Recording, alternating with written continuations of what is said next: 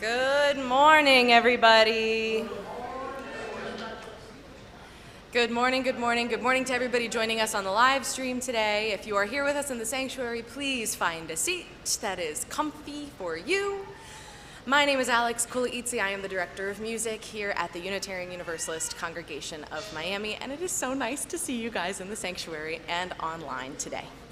Our first hymn this morning is in the gray hymnal. It is number 301, Touch the Earth, Reach the Sky. The words will be projected up there. Please feel free to stand in body or spirit and join in the singing.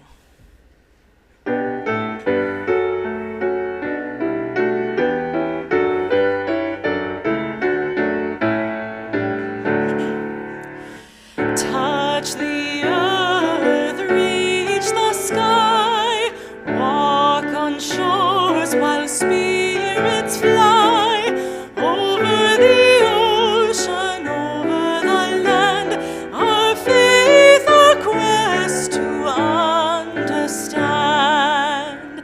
Touch the earth, reach the sky, children ask the reasons why.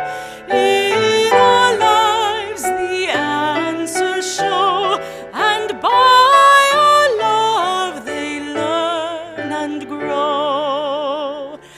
Touch the earth, reach the sky, all are born and all shall die.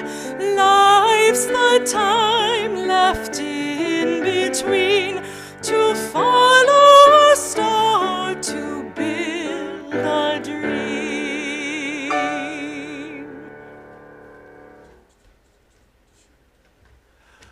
Good morning. It is a beautiful morning.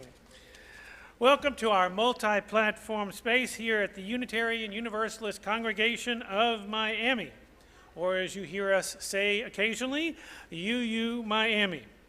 As a member of the Unitarian Universalist Association of Congregations, we bring a liberal religious view to the great city of Miami. I am Reverend Tom Capo. I'm the minister here, and my pronouns are he, him, and his. I'm wearing my stole today, which has roses and children's handprints and footy prints because of our dedication, our child dedication today. Up on the chancel with me is Joseph Toledo. You heard him play, and he will continue to offer wonderful pieces of music today. And Alex, our music director, who will share with us some music and help us to sing these hymns and maybe even see if anybody is interested in singing in the choir. UU Miami wants to acknowledge that we gather on the traditional lands of the Tequesta, Seminole, and Miccosukee people, and we honor with gratitude the land itself and the people who have stewarded it through generations. May we continue to learn how to be better stewards of the land that we now inhabit. UU Miami is a community of brave, curious, and compassionate thinkers and doers. We invite you to learn more about us. You can go to our Facebook, Instagram, LinkedIn, our web pages, or you can talk to people with lanyards on, or talk to me, or send me an email at minister@uumiami.org. All right. Oh, no, it's not you. It's not me. That's right.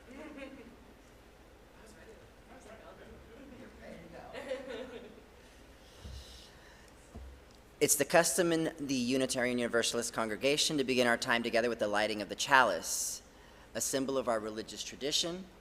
In the spirit of the beginning of our religious exploration program, I offer these words by Unitarian Universalist Reverend Diane Daugert. When we behold a child, we behold the memory of generations etched in tiny features, noses, lips, eyes, chins, foreheads, distinctive characteristics that both make each child a unique individual and reflect a family heritage of ancestors near and far. When we behold a child, we behold the love and caring of the family dedicated to that child. When we behold a child, we behold the hope of a world yet to come. When we hold a child, we hold the hope of the world in our hands. Is this not holy?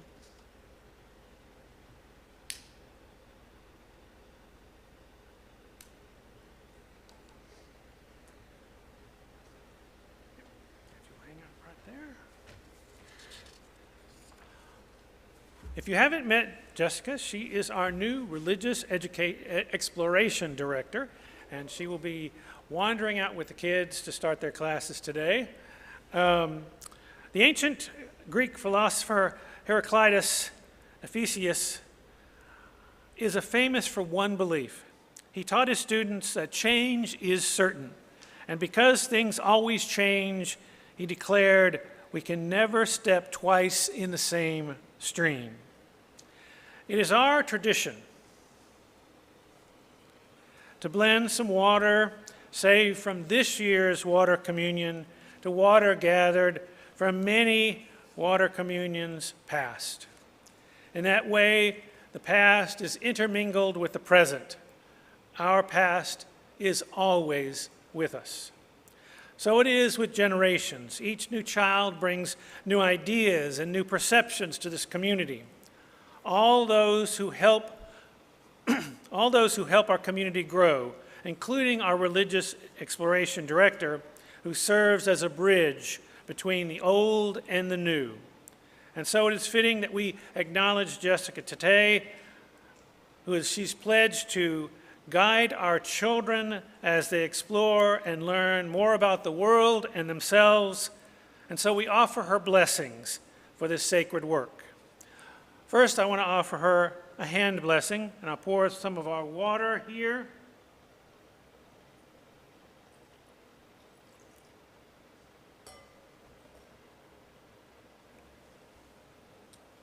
Okay. There we go.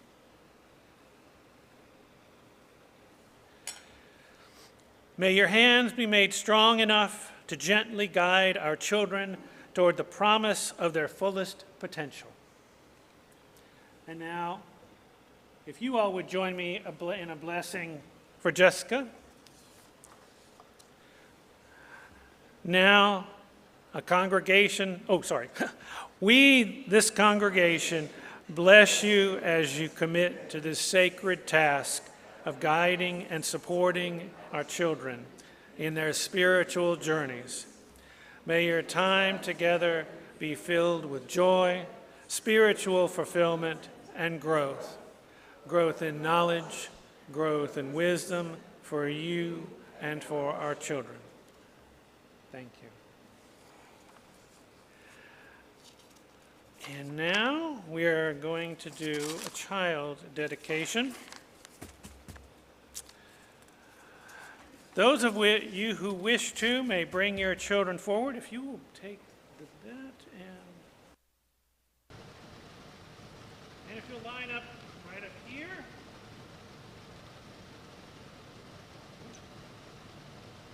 Okay.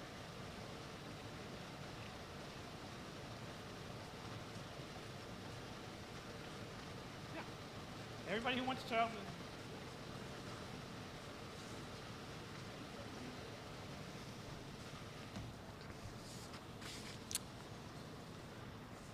Today, we bless and dedicate these children in the life of our congregation. And parents, after we do this dedication, if you wish to offer a blessing to your child at the end, you're more than welcome to do so. By bringing your child to be dedicated into the fellowship of this congregation, you are acknowledging the wonder of life, you are proclaiming the importance of an ethical perspective, and you are sharing with this congregation some of the joy that is yours as parents and a family.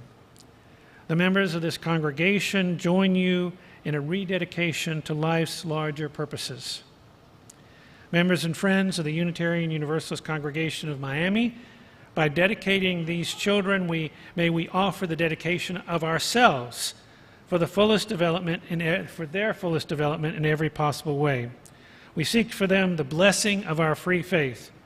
We, the members of the Unitarian Universalist Congregation of Miami, pledge to them that we offer them, to the best of our ability, the love of truth and the dream of a world community.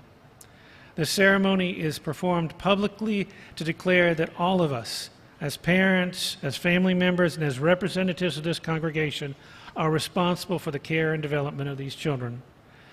Will you welcome these children into our congregation? And will you pledge to their families your care, your love, and your wholehearted assistance? If so, answer, we will. Rosebud? Let me see one of these here. Okay. This rosebud symbolizes the essence of this child dedication. Whether this rose is beautiful or not, whether it comes into full bloom or not, whether it fulfills itself as a flower or not, depends on the nurturance it receives. A child is an adult in potential, a flower whose unfolding takes place under the careful tutelage and shelter of love.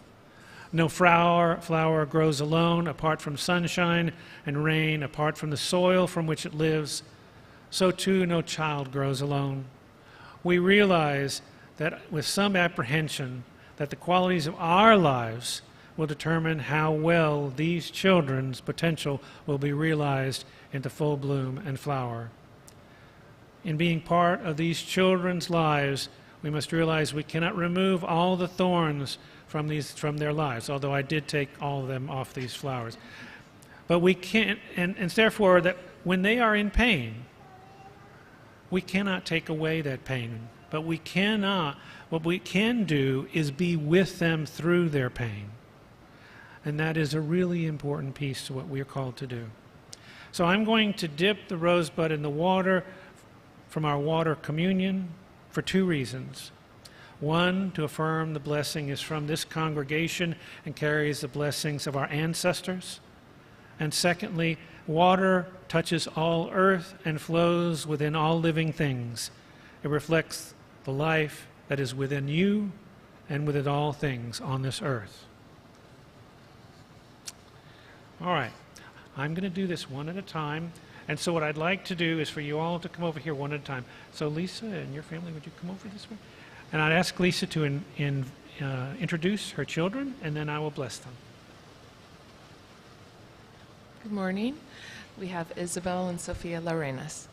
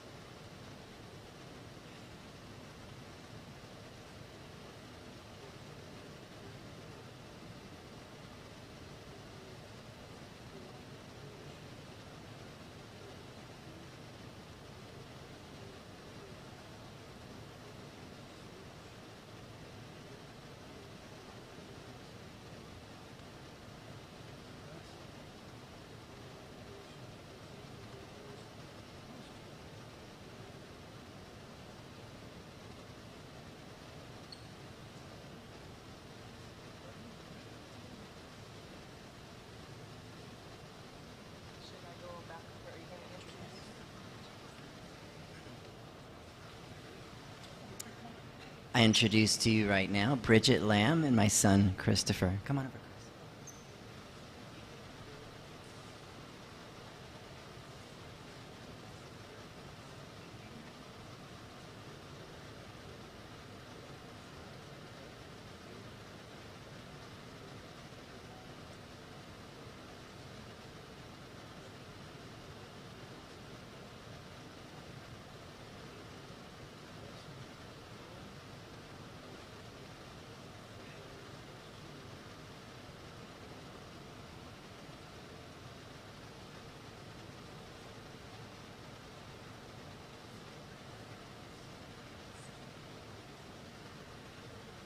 I'm Susan. This is my daughter Luna and my grandchildren Emilio and Joaquin. Are you ready? I dedicate you to a life of the life of careful and kind thinking. I dedicate you to a life of clear vision, unclouded by prejudice or fear. I dedicate you to a life of of powerful and honest speech. I dedicate you to a life of generosity and love. Let me see your hand. There's your hand. Okay. I bless you as a form of from and an obligation to your family, people close to, and throughout the interdependent web of all existence. You got your hand. There you go. Did you like that? You got a rose.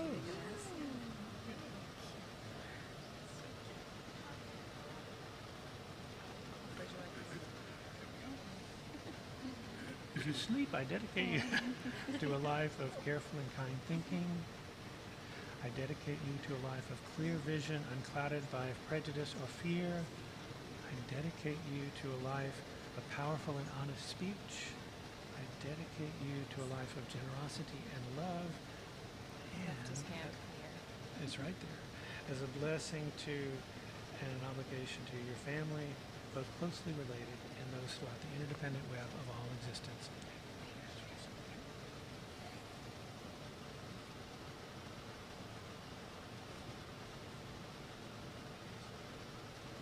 Hi, my name is Joanna, and her name is Ellie Lucia.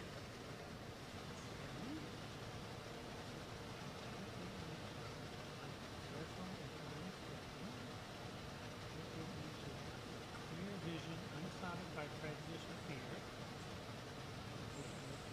Powerful and honest speech. Dedicate you to a life of generosity and love. Listen to obligation to your family, to the folks, those that are independent of your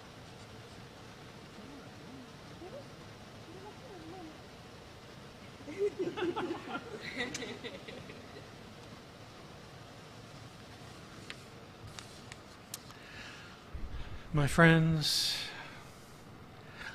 I believe that we will learn from their time with us as they learn from, we'll learn from them as they learn from us during their time with us.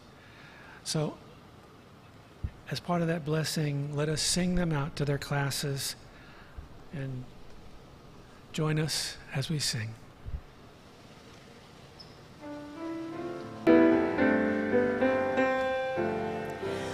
May your mind be open to new learning. May your lips bring truth into the world.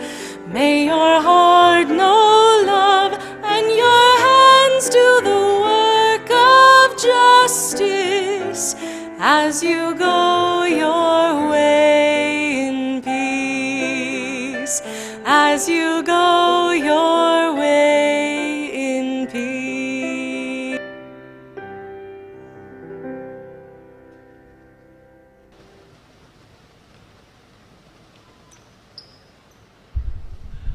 And now, as we do almost every Sunday, we offer time for you to share with this, your community, the joys and sorrows that are on your heart. Your joys so that we can be happy along with you, and your sorrows so that we can walk alongside you as you experience the pain. So those of you who'd like to may now come up and share a joy or a sorrow. Please say your name so we know who you are.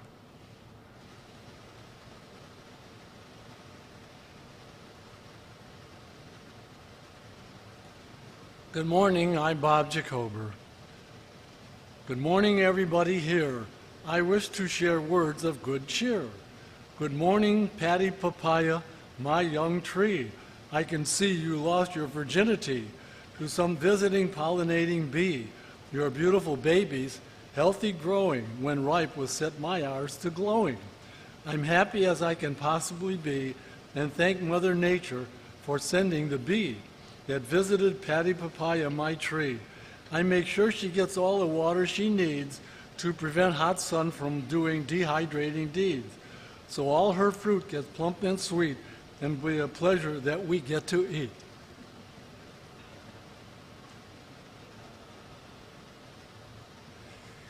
Good morning, C.J. Weber, and I wish I had both a joy and concern, but unfortunately today it's only the latter. And I really struggled all morning with whether I was even going to share this with everyone. But it's weighing heavily enough on me that maybe I should. So, process server came looking for me at our home yesterday, serving subpoena. I have no idea I don't have any concrete idea what it's about, because Citibank is named as the complainant, but I do have a nice fat swath of unpaid student loan debt, so I feel like that's the only thing it could be. It couldn't happen at a worse time for trying to buy the house that we've been renting all this time just so we don't have to move out. And I wish I could see a solution, but I honestly don't. And there it is, and thank you for your time.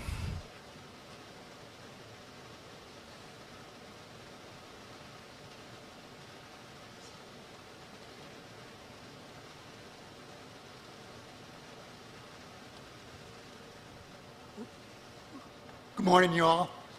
My name's John Askerson.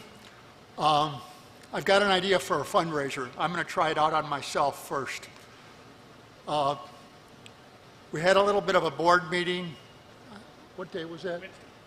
Wednesday? I got a little excited about it. And I don't know how many of you ever remember guest at your table. Anybody raise? If you did, raise your hand. Well, I'm going to have a little box put on my table for when I kind of go over the line, and instead of saying, oh, well, I say, oh, something else. If for no other reason, so that when I talk to other people, I'm a little kinder rather than a little more excited. Thank you very much. And I'll let you know how this could be a pretty big fundraiser, the way my language is.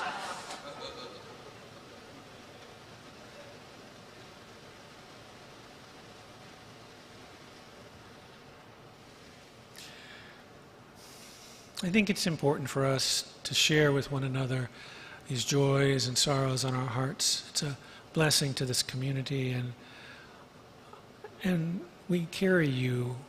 We walk with you when you share with us your pain, and so know that we are with you. You are not alone.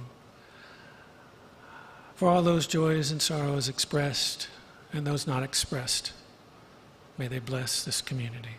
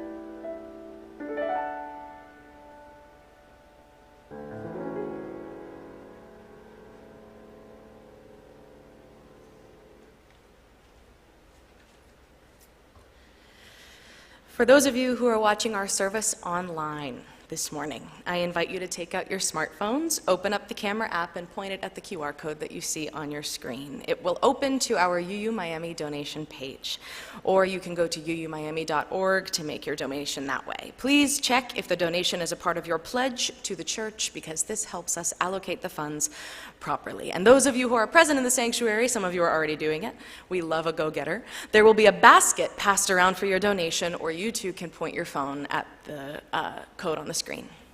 Today you will have the opportunity to not only donate to this congregation, but also to Florida Rising. They describe themselves as a nonprofit that organizes multiracial movements to win elections, change laws, and create a state where everyone can be safe, happy, healthy, and whole. They advocate for economic and racial justice across Florida. They build independent power that centers on historically marginalized communities, so everyday Floridians shape the future of our state.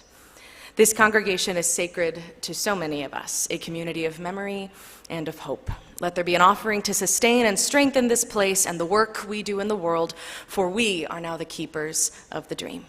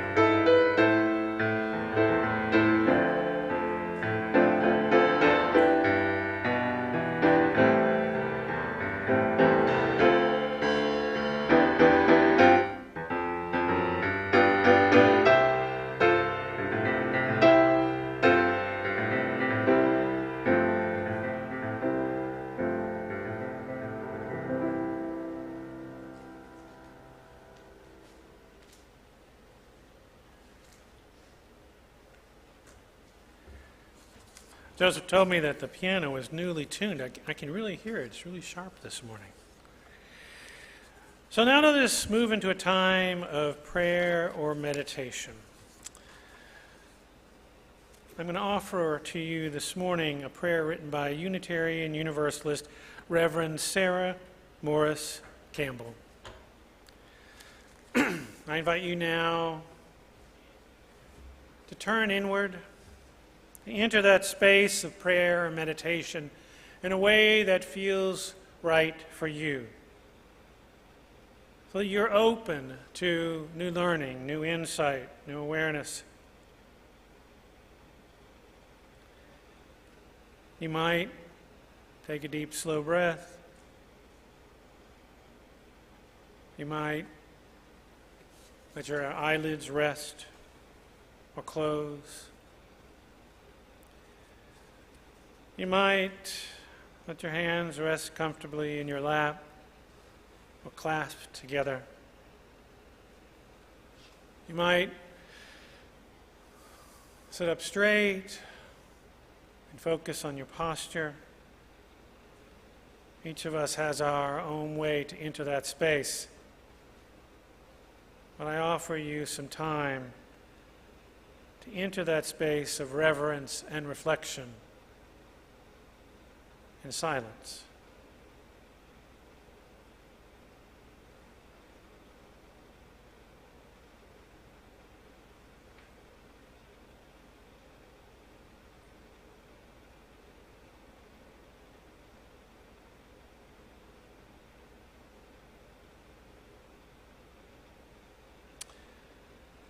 Give us the spirit of a child.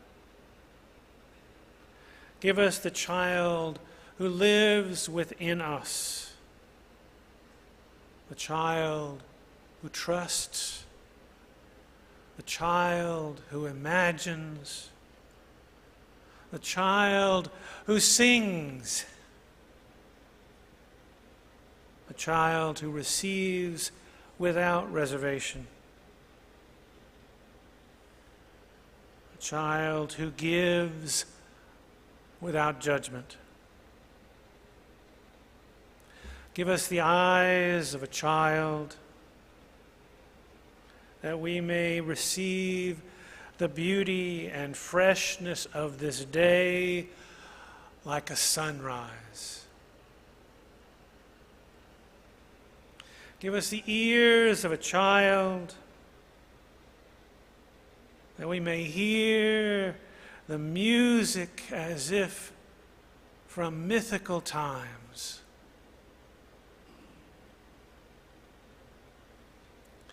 Give us the heart of a child that we may be filled with wonder and delight.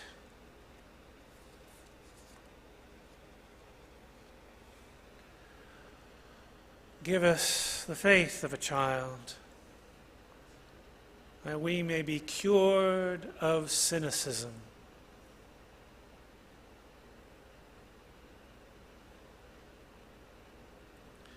Give us the spirit of a child who is not afraid to need, who is not afraid to love.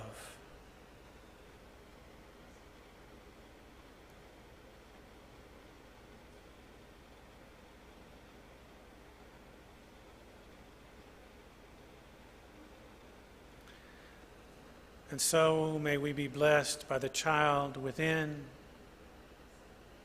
and the children in our lives.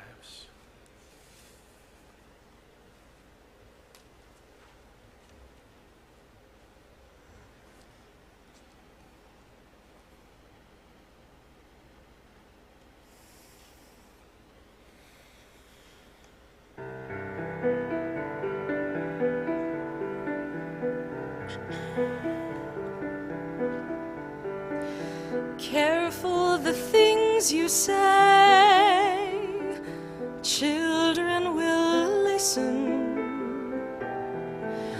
Careful the things you do, children will see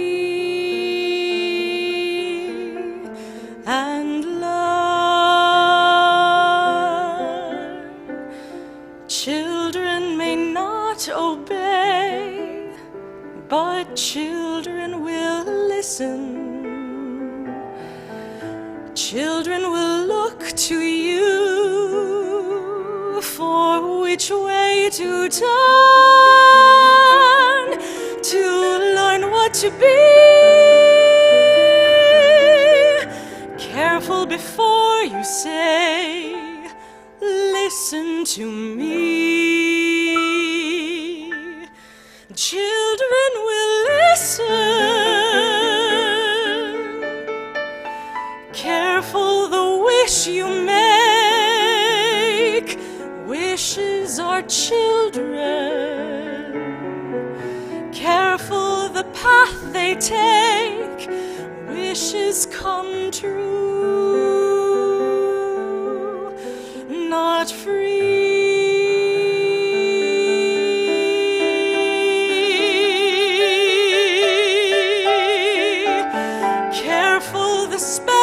Cast not just on children. Sometimes the spell may last past what you can see and turn against you. Careful the tale you tell, that is the spell. Children will listen.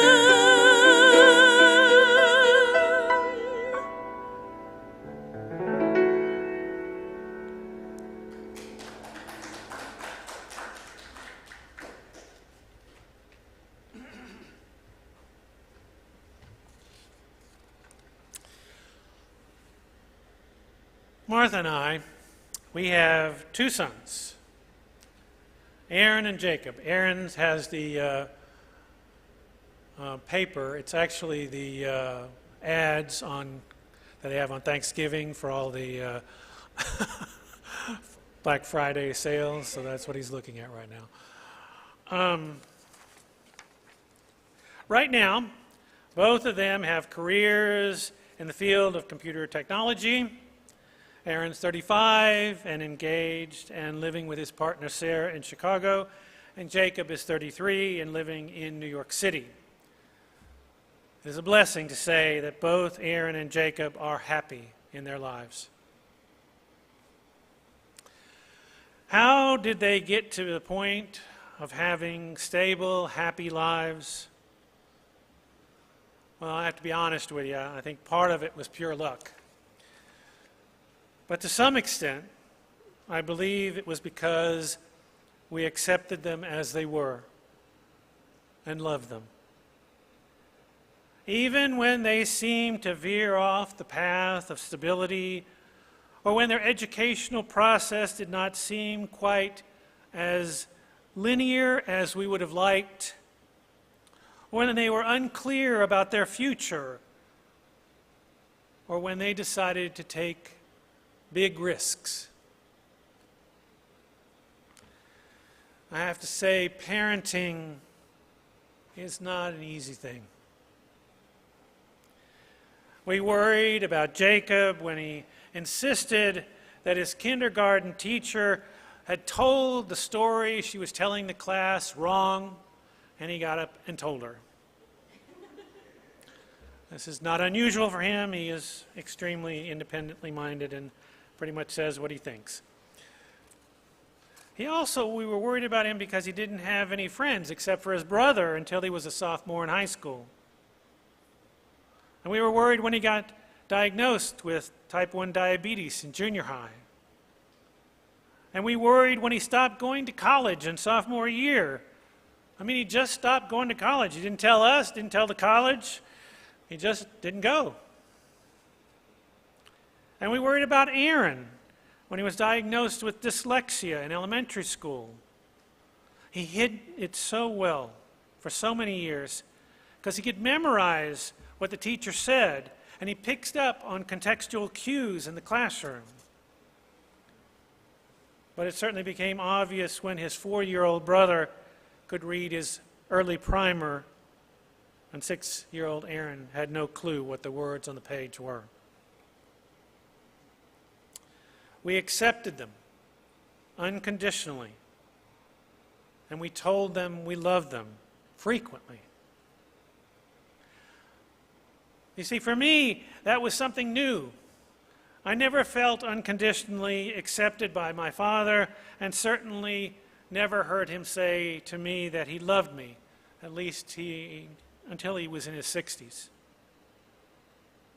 That's not to say I was a perfect parent. I think we'd all agree, for those of us who have children, that none of us can be perfect parents. When Jacob started showing behavioral problems in school, I sent him immediately to a psychologist. Now, you might think that's probably a good idea. But what I tell my parents, my patients who are parents, when I was a psychotherapist, I'd say, before you take him to a psychologist, go get him a physical so that you're sure there's not something physically wrong. And I didn't do it. Fortunately, I remembered that I'd made this mistake soon after he'd started seeing a psychologist. And so when Martha took him to see the pediatrician, she sent him immediately to Texas Children's Hospital because his blood sugar was extremely high. And after his blood sugar was regulated, there were no more behavioral problems. I'm sure that all of you who are parents have stories when maybe you weren't the most perfect parent.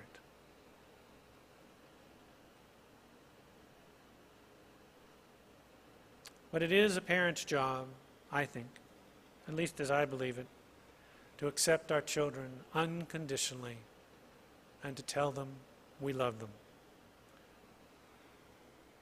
We support them in their choices, even when we don't quite understand them. When Jacob was in elementary school, he decided to grow his hair down to the middle of his back. My mother hated it. She offered him $100 to cut his hair. He refused, and we supported him in his choice. Most recently, this is not about my mother, but my mother had been pressuring Aaron to get engaged and married to his partner. She even gave him her old engagement ring to try to hurry them up. And what did we say, Martha and I? We told him we support whatever choices he or his partner made about their relationship and their future. And though he did eventually get engaged, and we're not pressuring him to get married, it's their life and their choice. But I can tell you as a parent, and maybe some of you parents can relate, sometimes I am sorely tempted to try to get them to tell me why they make the decisions that they make. Or to help me understand, justify maybe some of the risk that they take. Martha and I, as you parents know, are just the bows from which our children, as living arrows, are sent from. All any of us can do is launch them. It's up to them to fly. Khalil Gibran wrote, "Your children are not your children. They are the sons and daughters of life's longing for itself. They come through you, but not from you. And though they are with you, yet they belong not to you. You may give them your love, but not your thoughts, for they have their own thoughts. You may house their bodies, but not their souls, for their souls dwell in the house of tomorrow, which you cannot visit, not even in your dreams. You maybe you will strive to be like them, but seek not to make them like you. For life goes not backward, nor tarries with yesterday. You are the bows from which your children, as living arrows, are sent forth. The archer sees the mark upon the path of the infinite and bends you with might that the arrows may go swift and far, letting your bending in the archer's hand be for gladness." Martha and I didn't bend our archer's hand with gladness until we were in our late 20s, early 30s. We were not brought up in functional homes, loving homes or happy homes. We each had an alcoholic parent. We were unsure if we could even be effective parents.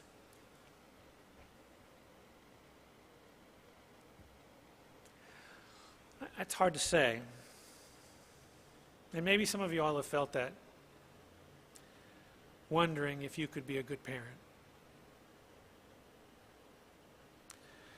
But I tell you that once Aaron and Jacob came into our lives, I believe we did pretty well, as I think all of you would say of yourselves. We do the best we can. And I want to say that to you as a congregation as well, for we are the village that raises the children in this community. And we may not be perfect, but we all do the best that we can. Martha and I learned how to set healthy limits. That took a little while.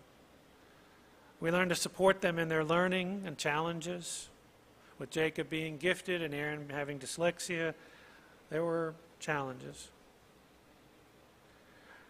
We didn't try to make them like us, and sometimes, just to say, they didn't like us. We always tried to accept them as they were and let them know we love them. And they weren't like us. I mean, Jacob decided to be dancing pants for Halloween. Like, he was a pair of pants dancing. I don't know where he got this idea, but, you know, we as parents had to figure it out. And Aaron didn't want to get a driver's license. He didn't ever want to get a driver's license. I mean, I was 14 when I started driving. Our children are not always like us. And as you heard from the child's dedication service, one of the things we're called to do for our children as a community is to offer our care and concern and our wholehearted assistance, not just to the children, but to the parents as well. That makes perfect sense to me. It is a challenge to be a parent. And as we offer our love and care to them, we also have to think what it means to offer our love and care to those children. I hope you heard this morning when I said we realize that with some apprehension that the quality of our lives will determine how well this child's potential will be realized in full bloom and flower. The quality of our lives. Children will listen. They'll watch what we do, how we live our values and beliefs, how we make a positive difference in the world. All the things we say we do as Unitarian Universalists. I have to tell you, I didn't realize this so much as when Aaron was born. I mean, literally the moment he was born. I was in the operating room, and as I held him in my arms for the first time, I realized I was going to be one of his role models. I would be central to how he would see the world. Even though I'd been a Unitarian for going on about 10 years, at that moment, I had to take a closer look at how I lived my values, my UU principles. You know, I went around and told people all about him. But I really, if I was going to be a model for my child, I needed to walk my talk. Probably not perfectly, but with certainly more awareness and consistency.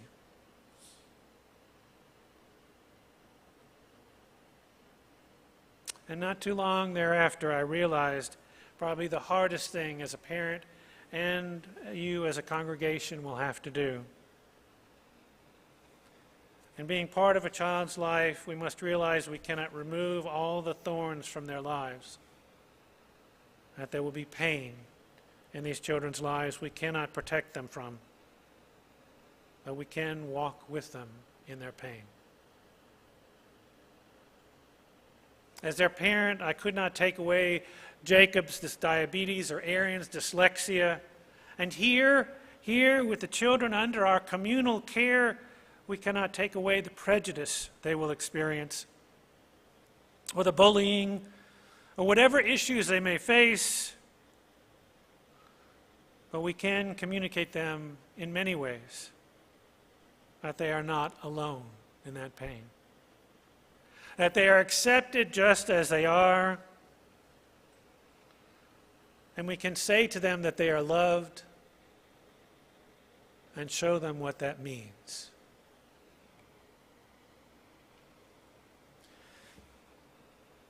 One final thing I want to share with you, and this was written by our Unitarian Universalist forebear, William Ellery Channing. He said, "The great end in religious instruction is not to stamp our minds upon the young, but to stir up their own. Not to make them see with our eyes, but to look inquiringly and steadily with their own. Not to give them a definite amount of knowledge, but to inspire a fervent love of truth. Not to form an outward regularity, but to touch inward springs. not to bind them by prejudice to our particular set of ideas and notions, but to prepare them for impartial, conscious judging of whatever subjects may be offered to their decision. Not to burden them with memory, but to quicken and strengthen the power of thought. Not to impose religion upon them in the form of arbitrary rules, but to awaken the conscience and the moral discernment. In other words, the great end is to awaken their soul, to excite and cherish their spiritual life.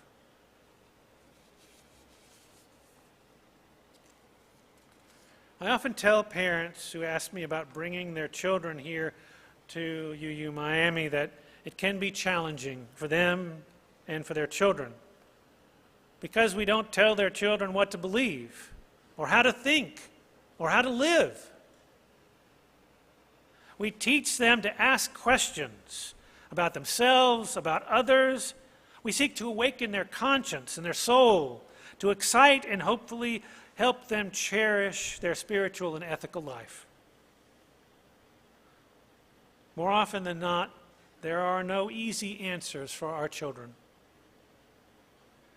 And so we also teach them that they are not alone in their quest. They have us, a community, a village, if you will, that will be with them. So here are some tips for acknowledging and affirming how we show them that they belong to this community. First and foremost, we listen to them. Listen to them all the time, but particularly there will be stages of their life where they will come up here in front of you and they will tell you what they believe and what they think and how they view the world, the universe, even Unitarian Universalism. And sometimes they don't say it's great. And we'll need to accept them just as they are and tell them we love them. And when they ask us questions about our beliefs and our faiths, our ethics and morals, we must be honest, authentic, and age appropriate. By doing so, in effect, we are holding a safe space for them to become who they will become, to find out what they believe, and to experiment here in this safe place, these people with morals and ethics that will carry them for a lifetime. I know this can feel like a huge responsibility, but for one, I accept it, just as I accepted it when Martha and I chose to have children. The children in this congregation are our children, part of our tribe, part of our village. If this congregation and Unitarian Universalism is to exist, grow, and thrive now and into the future, we must affirm regularly in our minds and hearts what was said in our child dedication this morning. It's not just one and done, we do a ceremony. It's our commitment to our children. It must inform how we interact with them, how we are with one another, how we live our values in the world.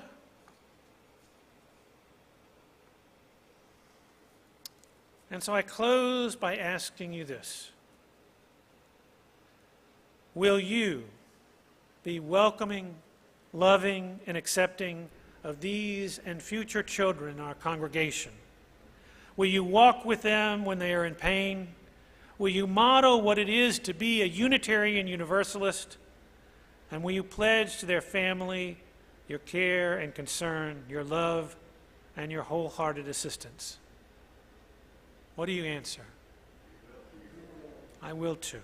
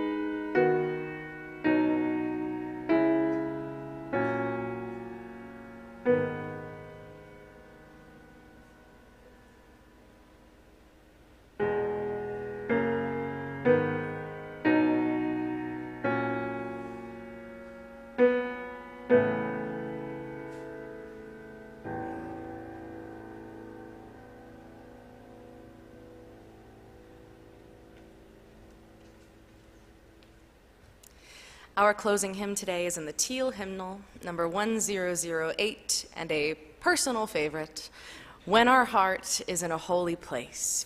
Please feel free to stand in body or spirit and join in the singing.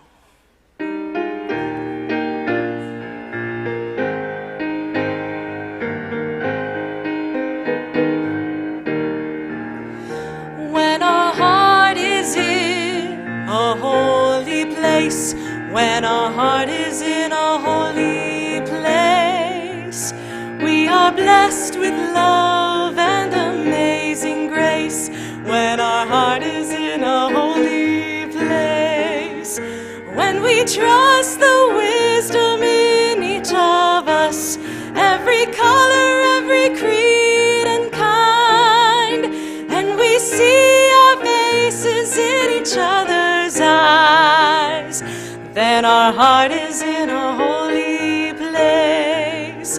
When our heart is in a holy place, when our heart is in a holy place, we are blessed with love and amazing grace. When our heart is in a holy place, when we tell our story from deep inside, and we listen with a loving mind, and we hear our voices in each other's words, then our heart is in a holy place. When our heart is in a holy place, when our heart is in a holy place, we are blessed with love and amazing grace. When our heart is in a holy place, when we share the silence of sacred space, and the God of our heart stirs within, and we feel the power in each other's faith, then our heart is in a holy place. When our heart is in, there you go, a holy place. When our heart is in a holy place, we are blessed with love and amazing grace. When our heart is in a holy place, when our heart is in a holy place.